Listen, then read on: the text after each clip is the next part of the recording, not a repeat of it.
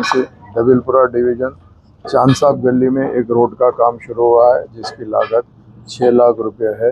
वो काम का कल रात को आगाज़ हुआ। आज मैं इंस्पेक्शन करने आया, मेरे साथ में नए एग्जीक्यूटिव इंजीनियर देवेंद्र साहब भी मेरे साथ मौजूद है, एईस मौजूद है, यहाँ के मुकामी कारपोरेटर अलमदार वालेजाई साहब और मजलिस इत्तेहाद मुस्लिमीन के तमाम सदर मुतमदीन, एक्टिव वर्कर, बस्ती के लोग सबके सब मौजूद है।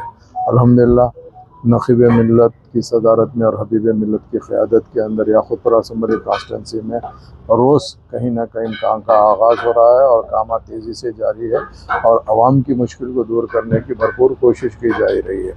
उसी के सिलसिले में आज मैं ये इंस्ट्रक्शन करने आया था।